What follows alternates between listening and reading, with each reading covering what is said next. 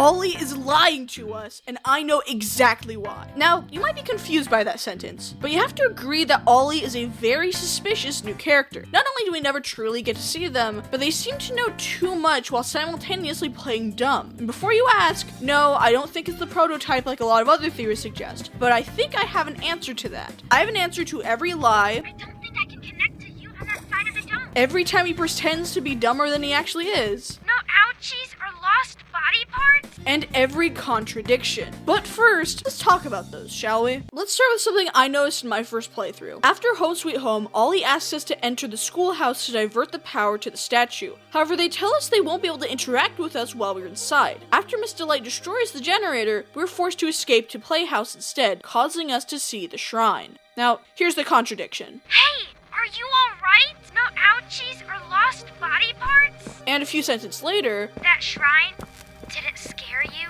there are three major problems with what Ollie just said here. First off, Ollie had no access to us in the schoolhouse. So from his perspective, he should have seen us enter the schoolhouse and then leave from the playhouse instead. If you were Ollie, someone who themselves mentioned that Playhouse is the scariest, wouldn't your first reaction be something like, how do you get into Playhouse? Instead, they don't seem confused at all. Secondly, at no point does Ollie ask us to divert the power from the schoolhouse to the statue. Although we know that Mr. Light destroyed the generator, Ollie shouldn't. From his perspective, he should think the generator was turned on. And even if he could somehow tell that the Playhouse's generator wasn't powered, shouldn't he at least be confused? After all, that was our whole point of going in there. Shouldn't he have at least said something along the lines of, oh no, did something go wrong with the generator? Or, oh no, were you not able to get the power back on? And thirdly, shortly after we emerged, they mentioned the shrine. That shrine, did it scare you? How, dare I ask, could Ollie have known that we saw the shrine? Remember, Ollie wasn't supposed to have access to us this entire time. And before you say that was only in reference to the school, don't forget that he at no point during the Playhouse section calls us. If he had access to us during that section, why couldn't he warn us about anything inside? After all, he himself told us that's the scariest one. Why not help us out by warning us of the dangers? There's also the aspect that Ollie says that Catnap is the only smiling critter left when we find Dog Day deep inside of the playhouse. Was Ollie telling the truth about not being able to see what's going on in that area? It doesn't make sense because he could see us when we found the shrine. He's contradicting himself. This isn't the only problem I found with him either. Throughout the chapter, he uses complex words, but later on, he reverts back to words like ouchie, despite clearly knowing other words. Like, are you really gonna tell me he knows words like wayward, But I am but a wayward plaything. but doesn't know what a wound is? They're also clearly smart, as wherever they are, they know a lot about how to run the tech and parts of the facility remotely. Only being unable to do things you need to be physically present for, like rerouting the power, using the grab packs or batteries, or pressing buttons. Ollie rarely warns us about what might be inside each area despite knowing far more specific details, like how to redirect the gas production, or how he has access to all the keys. The only time he even attempts to warn us of something is at the schoolhouse, though he only warns us when we're already inside, where his connection would be severed. Why couldn't he tell us outside the building? He was talking to us just fine beforehand. In other words, I think Ollie is playing dumb here. There are also some other unanswered questions that are very suspicious when you look at them. For example, how did Poppy and Ollie meet up so fast? Or more specifically, how did Poppy get to Playcare without sending the cable car back? Remember, when we go to Playcare, we use this large cable car that goes over this massive cavern. It's a very important moment in this chapter. Not only that, but we also have to pull down two separate switches to even unlock it. They don't look to be Poppy height now, do they? Was Kissy Missy already with them at this time? Either way, how'd they send the cable car back, and how did they undo the switches needed to use it? Well, I have a theory that might just explain everything. The playing dumb, the ability to see us, the fact they know so much, all of it. And this might sound a little crazy, but just hear me out. At the very start of the game in Chapter 1, one of the first VHS tapes warns us about an advanced security system. If you're seeing this, then you're trespassing. We also pride ourselves on our security. This facility is full of hidden motion triggers, which, once set off, will turn on the factory's emergency alarms and directly contact the authorities. And that's one of the more tame aspects of our security system. No spoilers. And the cardboard cutouts tend to say some pretty odd things, establishing that they are sentient too. Fucking hurts me.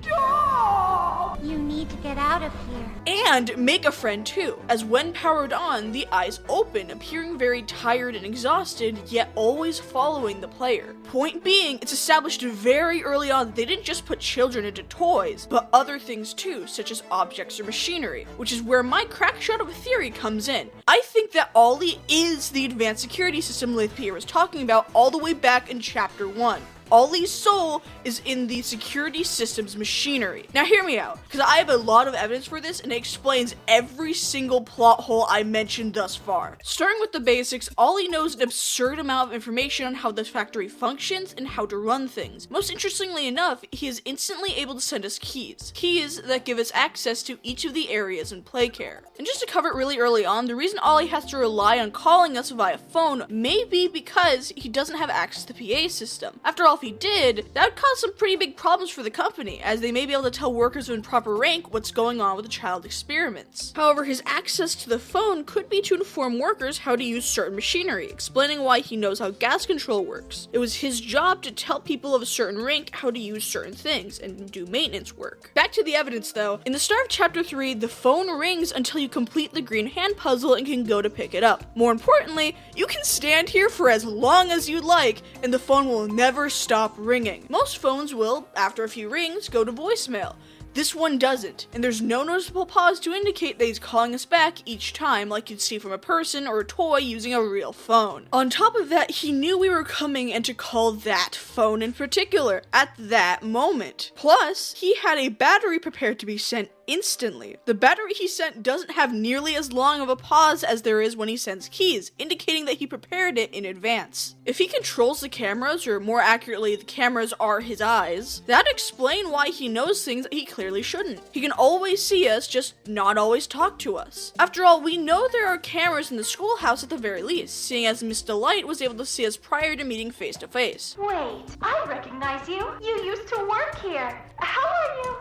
Alive. Back to earlier in the timeline, ever since Chapter 1, certain doors would suddenly open only when you're being chased. And these doors that open up would always lead you in the right direction to escape whatever monster is chasing you. This happens in every single chapter. The only doors that don't open up being ones that require grab pack hands or the ones that require batteries, both power sources being separate to the security systems. On top of that, there will be doors that will close on you to prevent you from going the wrong way. If my theory is true, then Ollie's been helping us for a lot longer than we initially thought. Explains why he isn't confused like Miss Delight is about us being alive despite us being a co-worker, or how Ollie has already been caught up as to what you and Poppy are trying to do. Back to the door thing though, there are little details that have been added specifically to hint at this too. In Chapter 3, there's a puzzle with the revolving poles in the gas control room. Once we complete it and turn the power on in this section, the door doesn't open right away. It only opens once we approach it. This may not seem like much until you realize that this is special to this door,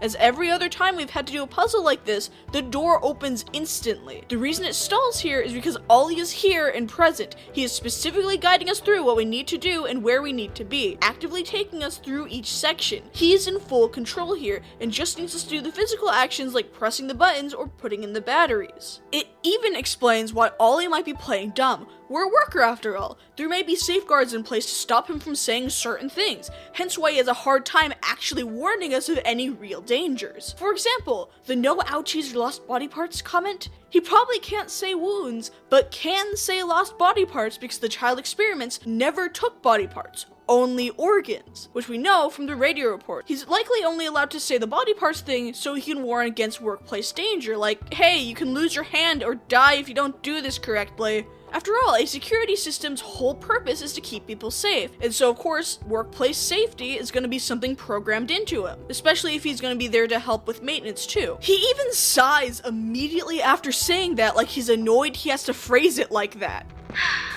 It also explains why Ollie rarely ever warns us of anything past "be careful, okay, good luck, see ya." More importantly, explains our earlier conundrum about how Poppy was able to get to the Playcare and still send the cable car back, and how Ollie and Poppy met up so soon. If Ollie is the security system, Poppy can just talk to any nearby camera and know Ollie can hear them. And Ollie would likely have access to cable cars too, in the case that they ever needed maintenance or needed to stop someone unauthorized from going into Playcare, meaning Ollie could just send send Poppy to play care, and then send the cable cars back without any issues. On top of that, did you notice how in this scene where Poppy tells us about Ollie and how they're a friend, Ollie only calls us once she's out of earshot? And not only that, but Poppy knows he'll call after. Why is that? As established earlier, Ollie can see us throughout the game, meaning he could have called when Poppy was there, but specifically waits until you're away from her, and Poppy seems to know that fact too, as she lets us know that Ollie will call us in a moment. This could be explained as yet another safety measure. We know that Ollie came after the incident where the prototype tried to help Theo escape, from this quote. See, before Catnap turned into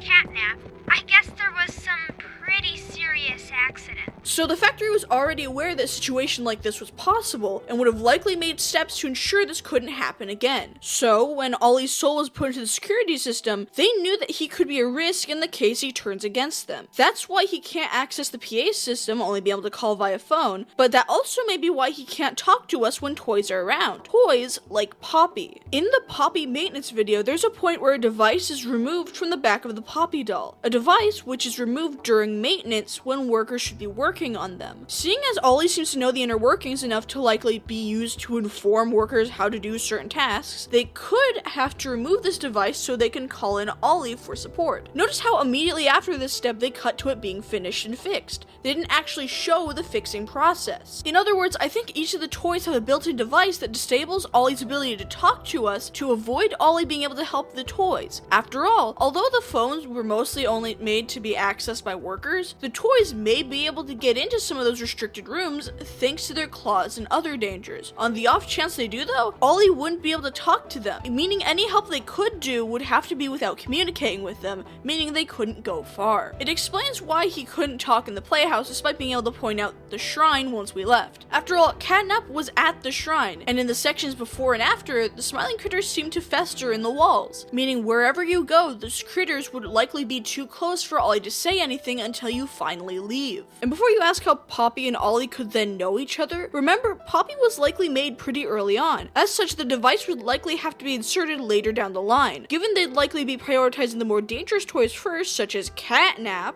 Poppy may have gotten the chance to interact before the device was given to her. I'll be talking more about it later, but towards the end of the game, Ollie seems to talk to us through computer text as well, which could be an easy way of communication. Even without that, Ollie can move doors up and down at various speeds. Even after Poppy was given the device, stopping them from talking, there were still methods to talk, such as via Morse code using the doors. Finally, at the end of the chapter, Ollie, or at least I strongly believe it to be Ollie, as no other character has been shown to have this much access, but Ollie begins talking through the computer. Notice how he stops talking through the phone during this part. The reason he talks through the computer and not the phone is because of what we said before. Although the countermeasures still prevent him from saying what he's having you use the batteries for, as creating a dangerous amount of electricity to kill one of their experiments is probably against policy, Catnap is rather close by, causing the phone to be disabled like earlier, forcing him to use the computer like he does here. In short, I believe Ollie is the security system that Laith Pierre was referencing all the way back in Chapter 1, trying their best to protect us whenever possible so that Poppy can use you to defeat the prototype. There are systems made to prevent him from talking directly with the toys thanks to when the prototype spoke with Theo, but despite this, Ollie is utilizing his control of the facility to help you survive and finally put an end to this torment.